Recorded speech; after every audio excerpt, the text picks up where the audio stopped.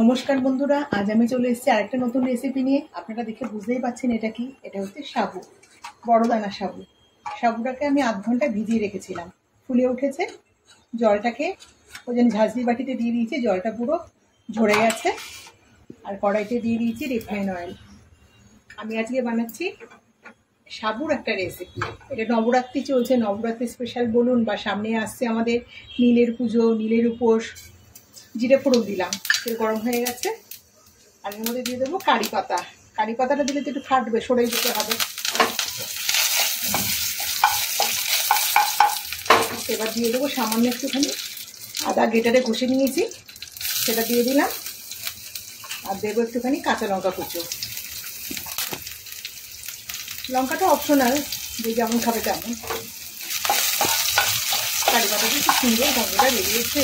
কারি পাতার গন্ধ আমার খুব ভালো লাগে।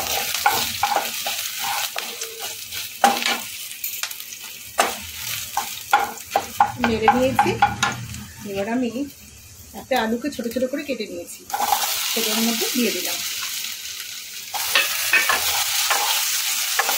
গ্যাসটাকে মিডিয়ামে রেখে আলুটাকে ভাজবো, যাতে আলুটা সেদ্ধ হয়ে যায় সেরকম ভাজা ভাজবো, শুধু একটু নেড়ে দেওয়া না। অবশ্যই এটা চন্দ্রমুখী আলু তো তাড়াতাড়ি সেদ্ধ হয়ে যাবে। পরিমাণ তো লবণটা আগে দিয়ে দিচ্ছি, লবণটা দিলে পর আলুটা তাড়াতাড়ি সেদ্ধ হয়। আমরা উপোসের দিনে তো আমরা সাবু খেয়ে থাকি, সাবু এইভাবে খেলে কিন্তু ভালোই লাগে। সাবু ভিজিয়েও আমরা খাই, সাবু ভিজিয়ে মেখে খাই, শরবত টরবত বানিয়ে খাই ফল দিয়ে। তো এইভাবেও খেলে খুবই ভালো লাগে। তাই আজকে বানাচ্ছি বলে আপনাদের সাথে জিনিসটা শেয়ার করছি। নবরাত্রি চলছে, যারা নবরাত্রি করেন তারা এইভাবে করে খেতে পারবেন। তা নীলের পুজো তো, নীলের উপোসটা আমরা সবাই করি। নীলের উপোস করি না আমরা বাঙালিরা এমন কোনো মানুষ তো নেই। সে কারণে নীলের উপোসের দিনও এটা দিব্যি খাওয়া যাবে। আলুটাকে আমি একটু ঢেকে ঢেকে একবার করে নাড়া দেবো, আর একটু করে ঢেকে রাখবো। আলুটা পুরো সেদ্ধ করে নেবো মধ্যে। আলুটা আরেকটু সেদ্ধ হবে, তো মানে ঢেকে ঢেকে একবার করে নাড়াচাড়া দিয়ে দিচ্ছি। আর এদিকে আমি অল্প একটুখানি বাদামকে শুকনো খোলায় ভেজে নিয়ে আর চোকলাগুলোকে ছুলে নিয়েছি। এটাকে আমি মিক্সিং বলে দিয়ে দিচ্ছি। একদম মিহি গুঁড়ো জাস্ট হবে না, আধ ভাঙা একটা গুঁড়ো করে নেবো এটাকে। আমার সেদ্ধ হয়ে গেছে, এই যে পুরো নরম হয়ে গেছে।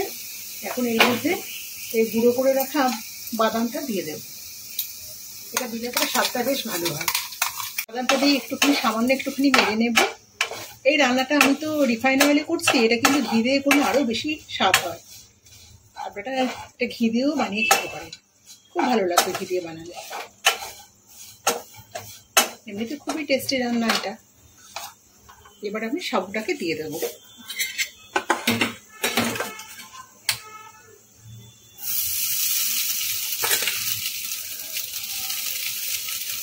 একবারে পুরোটা দেবো না, একটু নেড়ে নেব।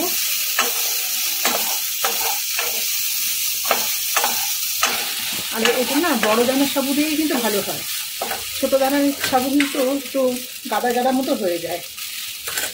এটা বড় দানার সাবু দিয়েই করার চেষ্টা করবেন। পুরো সাবুটাকে এর মধ্যে দিয়ে দেবো। আর এই রান্নাটা আমার মেয়ের খুব পছন্দের খাবার উপোসের দিন, কারণ আমরা এমনিতেই মাঝে মাঝে বানাই।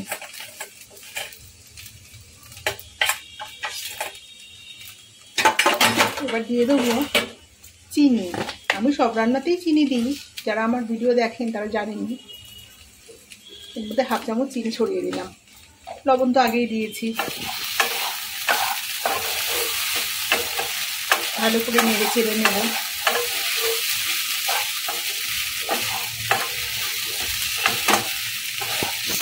রান্নাটা প্রায় হয়ে এসেছে। এবার আমি সামান্য একটুখানি ধনে পাতা কুচি এর মধ্যে দিয়ে দিলাম। আবারও একটু নেড়ে নেব। আমি নামানোর সময় সামান্য একটু ঘিয়ের ব্যবহার করব, আর পুরো রান্নাটা ঘি দিয়ে করলে তো খুবই ভালো লাগে। যেহেতু আমি রিফাইন অয়েলে রান্নাটা করেছি, এটা আমি এখন নামাবো। আমার হয়ে গেছে এটা।